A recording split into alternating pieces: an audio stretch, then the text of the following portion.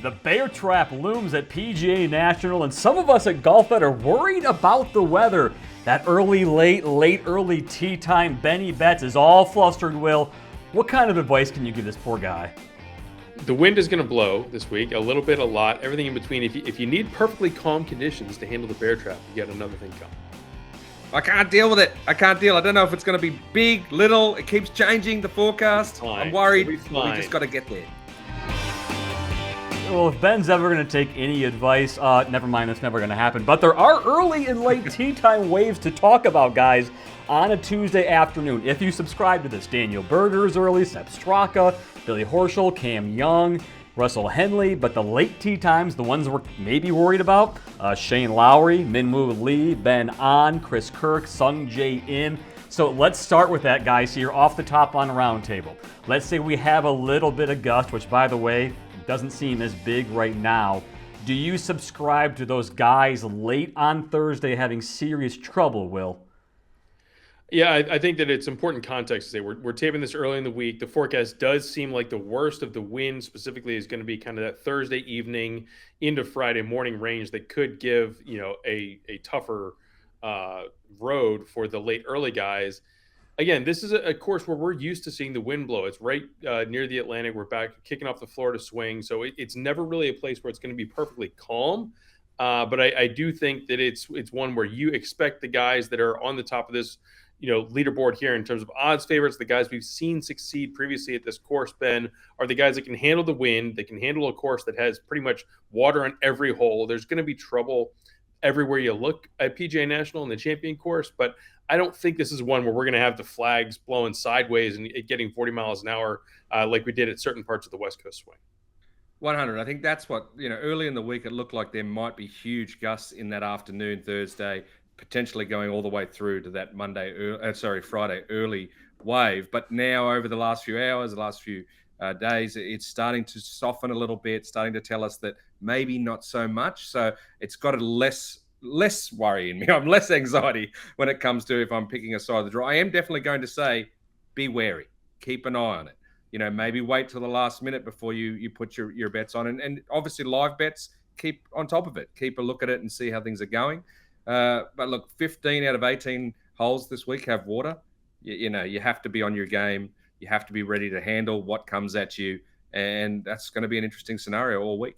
Let's get right into our picks, guys, because this week seems chalk heavy, top heavy, with Shane Lowry, a stalwart here. Russell Henley, basically the same thing. Sung Jae Im is one. Sepp Straka's one. Daniel Berger should have won when Sepp Straka won. Let's get right into these winners, guys. Benny Betts, let's start with you. Who's your winner this week?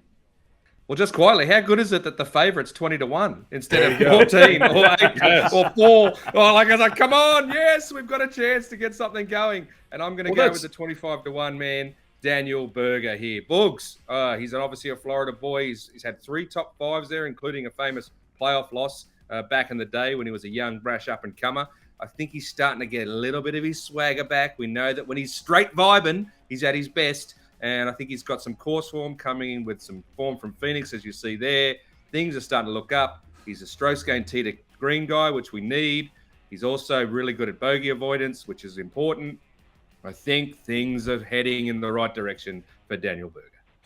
Well, Ben, you took the words out of my mouth in terms of looking at the prices. I can't remember the last time we saw an outright favorite at 20-1 and plus 2,000 for a PGA Tour event. So yes, Chris, these are some of the chalk selections, and I've got another one off that original list that you showed, but these are guys that we're not looking to bet when they're plus 1,200 or plus 1,400, like we've seen some of the outright favorites in the last few weeks. And so I think it is a little bit of, these are 5, 6, 8 guys that run toward the top of the board, but at the same time, it's still very wide open. If you have no one that you feel like is better than 20-1 before the ball goes in the air on Thursday morning, this definitely is not only 6 of these guys can win the tournament situation. So Will's going to take your 2,500 and raise you absolutely nothing. Yes, I think we've got a good head-to-head here, Benny, if we want to set something up. I'm going to take the former winner. Bald is beautiful for the Austrian. He's on quite a heater this year since going with the clean dome look, and he won it at the American Express. Played well, as we've seen through the West Coast swing, including Pebble Beach and Phoenix, and very nearly came came close to getting a second win. This is someone that now in Sepp Straka has 3 PGA Tour victories, including a win at this course a couple years back. He chased that with a T5 finish. Everything about this tournament, when you look at the previous winners, some guys hit it long, some guys are short. There's a little bit of a lean towards approach, but I think a big emphasis is you have to be playing well this year. You have to come in with a little bit of momentum, a little bit of results. Sepp Straka certainly fits that mold with his win in La Quinta earlier. And so plus 2,500, Daniel Berger, Ben's guy, also has some success early this year. But I think that from a similar blueprint, we've kind of gone in a couple different directions.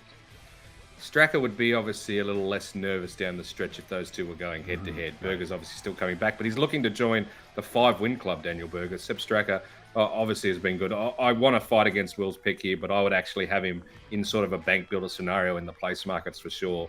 The Strack attack is playing well. He loves the joint, playing with house money, so to speak, and you're getting decent odds this week. Didn't he chase down Berger the year he won? Right, yes, that was the year Berger was a 5. He had a 5-shot lead. Stop. Hey Ben, by the way, Will is upset with you about your whole stance on pot geeter. The week, by pot. The way. What about the pot? Will picks him. Let's talk about that. We need to have a segment here on Roundtable. Here it is. Talk about when it's okay to talk about another man's bets, and the answer is not on Friday of a golf tournament or on Saturday. There's got to be some decorum and some etiquette where you just let things slide. You don't want to be the guy that's early chirping. You're walking in putts and then they lip out. That is basically what Ben did to myself indirectly and poor Aldridge last week. If you want to know why he wasn't able to, kick out Brian Campbell on a par 5 in the playoff, it's probably because Ben kept running his mouth all week. Yes, it's probably because I tweeted a few times how Will had picked him and how I had him as the lead sleeper and everyone was on him and we should have been all excited and watching him smash it. Honestly, I've been racking my brain. How did a guy who hits it longer than anyone else on tour not close the deal 3 times on a par 5 to finish against a guy who doesn't hit it anywhere near as long? And all I could come up with was the jinx. I put the jinx on it. I put the hex. That's it. So I'll try to do it less. I won't go out too much. On the front foot in the next few weeks. We'll see how that works. Ben, don't say you're sorry, because sorry means I won't do it again. And we all know you're going to do it again. So just water under the bridge. You guys got 2,500 odds winners. I've got 3,000 on a guy that did we stop talking about Taylor Pendrith? We did. Suddenly? We did. Yeah. That's half the reason why I'm picking him. We're on him for a reason. I'm kind of not joking either. We're on him for a reason. 2 top 10s recently. Doesn't do well the other week. What was it? Genesis didn't do as well as he had been doing earlier. The guy is probably the week I picked him, and that's the reason I'm off him. Right, because it's been nailing Jello to a wall this year with Taylor Pendrith. He's in the windy part, dude. Our 2 picks are in the good side. He's on the windy side. Blow, wind, blow. Wind guy. Yeah, 11th in strokes gained, tee to green. I love that. He's going to do well off the tee. And guys, by the way, let's talk about this. You mentioned they've narrowed the fairways.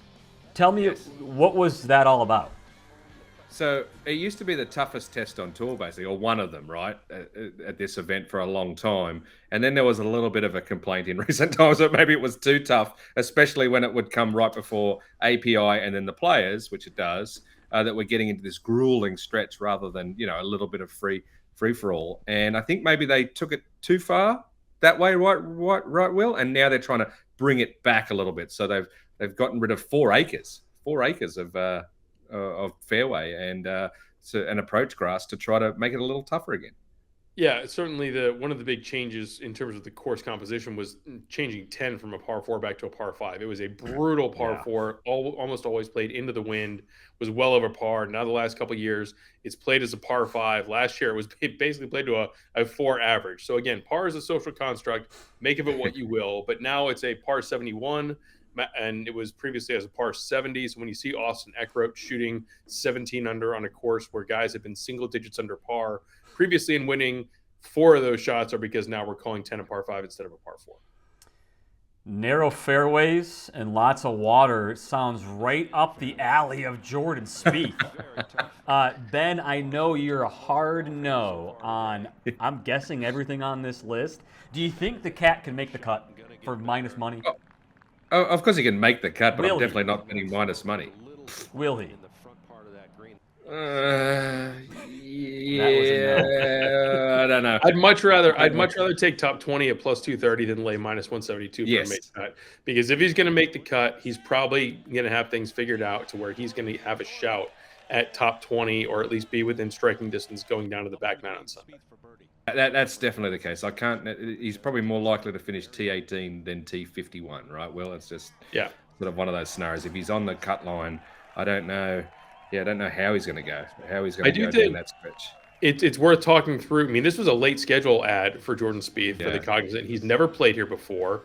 And I do think part of it is because he's not yet, as we're taping, firmly in the field for Bay Hill. And so there's an element here where I think he could be trying to swing for the fences and trying to get one of those Aon Swing 5 spots in order to get to Bay Hill next week. Because remember, he missed the top 50. He was outside the BMW, so he needs sponsor exemptions or, Aon Next 10, Aon Swing 5 to get into these signature events in 2025. So as he plots his schedule for the Florida Swing, certainly leading into the Masters in a couple months, this was one that he usually didn't play because he would go up to Bay Hill, he'd play Sawgrass.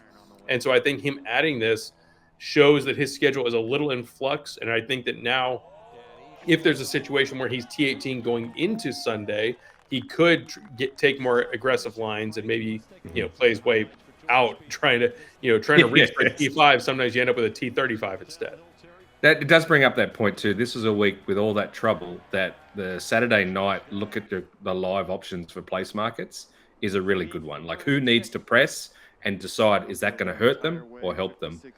This can be a week where it can hurt, and you can get sort of plotters or guys that are safe or whatever, just make that slight move up and maybe catch some live bets because they're not necessarily going gung-ho after it. It's an interesting construct. Yeah, we mentioned, the Berger Straka switch in, I believe it was 2023 or 22, but there's been a couple years before that where we've seen big leads evaporate on this course. And it's not just the bear trap, it's some of those other holes on the back nine. 18 is a hole where you can make anything from 3 to 6. There's a lot of opportunities to play catch up, but there's also it's a hard course to protect a lead because you still have to hit the green there on 15 when the gusts are coming up. 17 is a hole, a par 3 over water. They've made it a little bit easier in recent years, but it's still longer than 15. So there's not a lot of places to run and hide if you're up by 3 and trying to shoot a 70 and saying, come catch me. Interestingly enough, Spieth, I believe it's Group C he's in. Cam Young is in that group. Guys, the bank is barely open. I'm going to call it a holiday for the bank because the bank doesn't want to do this. The bank is obligated to do this for Cam Young, and it's obligated because we're hitting the season, the stretch of Cameron Young popping stats all over the place. Close finishes, lights out off the tee, awesome on the approach. Can he make the putt is the question. The bank is going to give you plus 200 odds for top 20 with ties for Cameron Young at DraftKings. Ben, I know you're on the fence.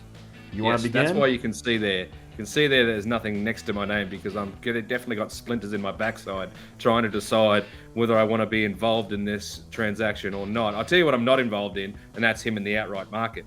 Just because we've seen him contend and not close the deal. And as Will just mentioned, on this course, with so much danger around late, it speaks to me as somewhere where, things could go wrong in a hurry as he's trying to close something out. Now, that being said, top 20, okay. As I said, if he's going to contend and not win, this could still pay out. Will, can you convince me to come onto the fence, off the fence? Come on, swim, Ben. The water's just fine. We're talking top 20s. We're not talking about he's in the final group on Sunday. We're not talking about him getting his long-awaited first victory on the PGA Tour. This is a course where he has played well before, a couple previous top 20 finishes, and he should play well again. This is a field where he's definitely among the top 20 players. And as Chris mentioned, all of the stats that you want, all of the skill set pieces that you need to thrive at PGA National are the ones that Cameron Young holds in spades. He is a tee to green guy. Yes, he's going to miss a few putts, but those are hopefully going to be more for birdie than for par. And I think that I trust him to avoid the doubles, which is going to be a huge key for success this week in keeping a steady ship, as opposed to some other guys in the field. They're going to have higher variance.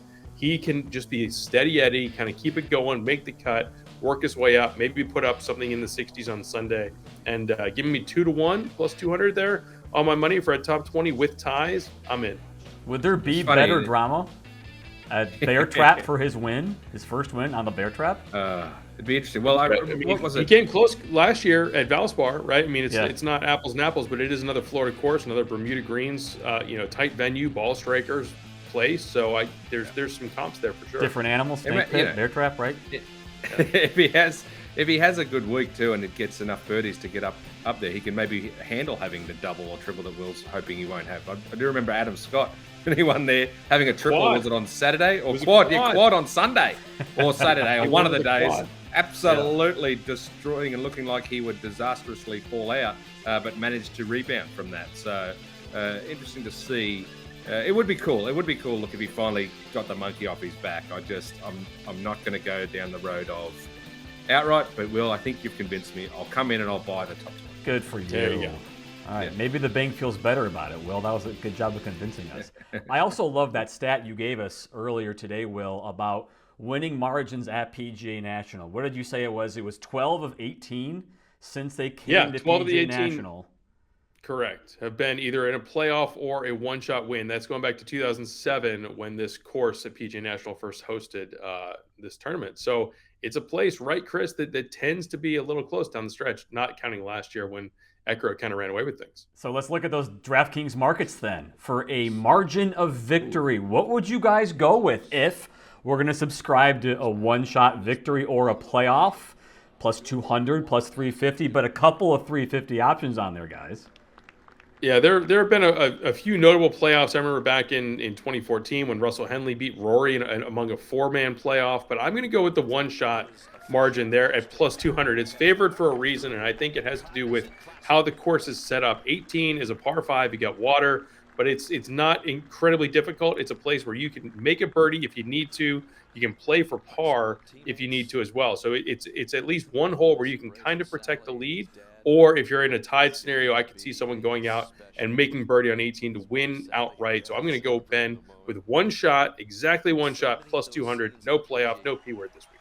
Oh, give me a sneaky unit on 3 each. No, I'm going to go sneaky unit on one and on the playoff. If Will's stats are to be believed, then I'm going to go a little conservative. It's not like I made them up. You'll make this much money, guys. You'll make this. Yeah, that's like that was like Will's. That was like Will's coin flip toss thing he thought. Let's he had. go 3 strokes exactly then. Let's be crazy. Let's go with the 3 strokes. Let's do it. And Daniel Berger, he'll be leading by 6, so I'll put 2 in the water and still win by 3. That's what's going to happen. So there, plus 600 on your 3 strokes. No, look, I think there's a bit of fun there to be had. These are the type of markets we should talk about this. Like, never put the house on this stuff, right? Never do that. But this is fun. Like, this is a little thing where it gives you something. If your outright pick or you guys have not popped and are not doing great, you know that this bet's going to be there for you on Sunday afternoon coming down the stretch. You know you're going to have a little thing. So just a sneaky little something on one of those there would be a bit of fun. As I said, I might say let's go playoff golf. Let's go playoff. That'd be my pick. It's a good way. It's a good way to ensure a 72nd hole sweat. The winner might be decided, but you're watching. You're locked in to see if it's going to be a par, birdie, or bogey. Yeah, Straka in the rain was nuts, though, by the way, what you're seeing on your screen right now. Those are aggressive props. Let's do some more standard props, Benny Bets. Best bet. Oh, okay, let's go. I'm going to go the bank builder essentially myself here too and go Shane Lowry, who obviously has an affinity with the area and has finished inside the top half a dozen many times there in the past. Probably should have won one of the occasions, am I right, Will? But the weather absolutely smashed him late and made it very difficult. Just also coming off a runner-up finish at the Pebble Beach Pro-Am. So got some form coming in. We know he can play in the wind if that's happening, and he is potentially on the tough side of the draw. So, asterisks on that, something to keep an eye on. But I just feel like he's in a heavenly place for himself when he goes there. He enjoys it. He's now in good form. He pops in strokes gained tee to green. He pops on approaches from 175 to 200, which is important. He's good at bogey avoidance. All the numbers fit. I think Shane Lowry is a nice plus 250 there that you can get some, build up your kick. As one who grew up in South Florida, I feel like I can make this comment. I don't know that anyone's ever described Palm Beach Gardens as heavenly before, so that's going to be a new one. Maybe they'll put a billboard on that. The guy lives in Jupiter now. He's from Ireland, but he's up the road in Jupiter, so it's not too far of a commute for him and his family to go. But I'm going to go on the other side. There was so much talk at his last start at the WM around Luke Clanton, so close to getting his PGA Tour card, missed the cut by a shot. We're running it back, right? He needs a made cut to earn a PGA Tour card, to get that final point on the accelerated to get to 20. And so I really like not only for him to make the cut here, which is a minus money, kind of like what we saw with Jordan Spieth earlier in the show, but I think he could reach up to a top 20 finish here at plus 250. Again, under the guise of he's going to be facing a lot of pressure on Friday to get it done and to try and get that secured. And once he gets there, if he gets there, it's going to be a freewheel on the weekend, and he can really get a little more aggressive and try and make a few birdies. But this is a Florida State guy. He's very familiar with golf in the Sunshine State, so he'll have plenty of fans and folks around him supporting him down there along the gallery rope lines at PGA National. I think this is the week he gets it done and gets to the PGA Tour officially in a couple months once he finishes up the school stuff in Tallahassee. This is probably a guy that you should not listen to me on, and I'll tell you why. It's one of those scenarios where Please tell us. Seeing him in person took me on a roller coaster ride. I was walking with him as he tried to make the cut there at the WM Phoenix Open and get the card sorted. And what he was able to do under the gun was ultra impressive. I was like, okay, yeah, this kid does have it. He's going to be good. He's going to be right up there. He's clearly the top amateur for a reason. But weirdly, speaking to him after and listening to him describe the disappointment, the way he did, etc., I did not buy into it at all. I did not love it. It felt like a cop-out to me. It felt like he was deflecting and a few other things. Why was it a cop-out? Well, I just felt like he was deflecting from what really happened, and that he made a good run and the nerves got to him, etc. He just sort of looked to deflect it in different areas. And as I said, this is an emotional situation for me, so not necessarily something that people should go on. So now I'm sitting back going, okay, I need to see him speak more positively about the performance and about what he did rather than outside factors. Once I see that, I'll be back all in. How long is the list of players we shouldn't listen to you about? How many guys do we have in this last 20 minutes? Like 9? So maybe 9 of those?